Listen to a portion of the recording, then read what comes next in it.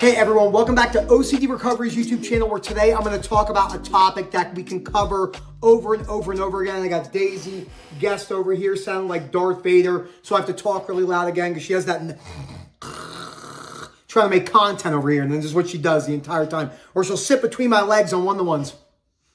Hi, yes, pay attention to me because I'm annoying. Yeah, thank you. It's probably what my wife feels like when I'm doing it to her, like basically every second of her life. So I'm going to talk about what OCD recovery is and what it's not, because I'm telling you right now, there's one definition of OCD recovery and it's watered down all over the place. And this is a really important topic. Just like when people say this to me, I'm sober. I say, okay, well, you don't drink anymore, which is incredible, but you still take hallucinogenic drugs like microdoses on shrooms and you still smoke weed. You're not sober. There is one definition of sobriety. One. That is no drugs, no alcohol, no hard substances. Okay? That's no smokable substances that are hard drugs, no alcohol, no hallucinogenics. You can't say that I don't do dope anymore and I don't do any of this, but oh, by the way, I still, smoke some blunts on the weekend. You're not sober. I'm not saying your life hasn't drastically improved, but you're not sober. I'm telling you, this topic is so important to cover because the amount of people online, well-intentioned people, who are telling you, I'm recovered, but then follow up 10 seconds later. I had 10 panic attacks yesterday. I mean, that's not recovery. That's part of the journey, making progress. A lot of people are coasting. You don't have to actively work on recovery all the time, but I'm going to go into all of that in this video. Before I go any further, please subscribe, hit that like button down below. Let me know what you think about this video. This is a super important topic. I cannot tell you how many people say to me on a daily basis on my coaching calls, I'm recovered. And I think you just asked me reassurance 10 times. You're not recovered. You're not recovered. It's okay. There's going to be a little bit more tough love in this video, because if not, I can't tell you the amount of thousands of people who have come into our content just hopeless from other people. They gave me a 12-week certificate for CBT and said I was recovered, but I'm having pain. It's not good. I could talk about this for 10 hours. Number one sign that someone's recovered. How do I say this in a professional way? They don't come across like babies. This is not, it might sound like I'm putting someone down, but this is the truth. If I'm recovered and I just relax, I love doing this. I like relaxing and I don't want to work too hard because I have to maintain my sanity. And no. 5 days a week of work is don't have to do that. That's not the person you want to be taking advice from. That is bad. We are robust. I can handle all life challenges. I'm not saying I'm going to handle them well all the time. I mean, I'm a human. I get frustrated on the road at times. And, me and my wife disagree on things. We own the business together. Then we have an intimate relationship. Then we're going to have kids here soon. Then I tell her I want to go hike Everest and she wants to kill me because I'm crazy like that. And all sorts of stuff like that. I'm really hyper at 4 o'clock in the morning and before we go to sleep. Life isn't perfect. It's not a bliss state. You get people that describe it in this everything is fine. No, it's not. You have a serious mental health genetic disorder, more than likely with biological, environmental, and biopsychosocial attributes to it. And it's one of the worst mental health disorders on the planet. Okay? You need to accept that reality. Okay? Number 2 way to tell if someone's recovered or not is they're not telling you that they're having panic attacks and symptoms all the time. I mean, I get it. I was this person. It took me about 4 to 5 years to get to where I am today. Almost half a decade. I mean, I was really good towards the back couple of years, but I had things happen.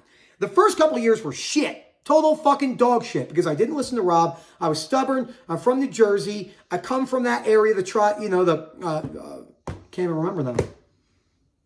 Tri-state area, Jersey, New York area, where we all have that, I'm the best, bada bing, oh, New York City, dun dun dun dun.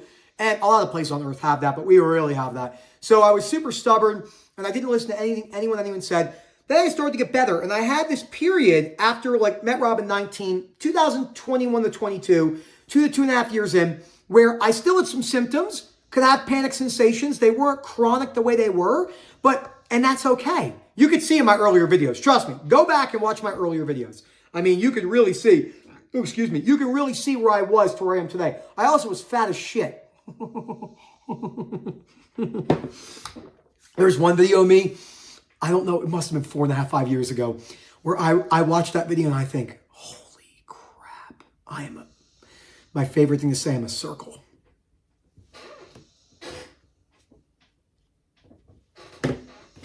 Which leads me to point number 3. No humor. Can't joke about the OCD. That's serious and that is offensive. And we can't joke about this disorder. And that's not good either, okay? Because you have to be able to joke about what you're going through. Humor saves lives. Humor cuts through the lowest points of people's life. I am something whether it's a gift, whether I developed it, combination of both, get it from my father. I love making people laugh. It's one of the most important things in my life. It brings me joy to watch other people laugh. Sometimes jokes don't hit. They're not going to land all the time, and people think I'm weird. That's okay. I don't have those fears of rejection. You can't land every joke. You're going to offend some people sometimes. It's not my fault that someone's offended. It's their fault, right? You are offended. No one throws the word offended at you. You offend yourself. I'm not saying things don't frustrate you. I'm not saying we can't change things in society. Someone's really bullying you or being mean. I'm not saying that. But this idea that the whole world has to cater to you, which is how the entire OCD and anxiety community makes that recovery, is simply not true. Number 4, they have robust levels of unconditional self-life other acceptance, which has a bonus part, parentheses, bonus. They don't say ERP is the gold standard. How many people say ERP is the gold standard that understand OCD? Let's get it back out. 0. 0 people. I have never seen someone say ERP is the gold standard who I would say that person has a strong understanding of the nuances through the lived experience of unconditional self-life other acceptance and OCD recovery, the robust level of baseline peace. I've never met them in my entire fucking life. And I'm never going to meet them because a lot of fears don't even need exposures. They help a lot. A lot of people need shame attacks, but you can make exposures compulsive. You can chase those exposures, and you can do all the exposures that you want. Let's use harm OCD. No, I hold the knife to my boyfriend, and I do it in ERP in person, but then I just say, yeah, but what if you lose control and you hurt them in the middle of the night? It's because it's not going to... What if you stay stuck forever? Forever. You never get better. You shouldn't say that, Nick. That's very triggering to people. Good. My goal is to trigger you. My goal is to have a combination mixture, whoever I'm working with, from my experience, my expertise of working with thousands of people throughout all different content, one-to-one coaching, webinar services, all the Facebook group. Who needs a little bit more tough love? Who needs more compassion? Who needs more empathy? Who's going through a tough time? You know, I might not have that much tough love, but I'm dealing with somebody who's going through cancer and OCD recovery. We get that, or death of a loved one. I can change my tone up. I can be malleable to the person I'm talking to. But everyone's going to get a little bit of tough love, and some people need a little bit more tough love, which that's the other part. How I know this is a combination of everything. They're not giving you any tough love. If the person you're taking advice from, if you look at the person and you say to yourself, that person doesn't look like they can handle the hardships of life, or they give good tough love, you probably don't want to take advice from them. It's just that simple.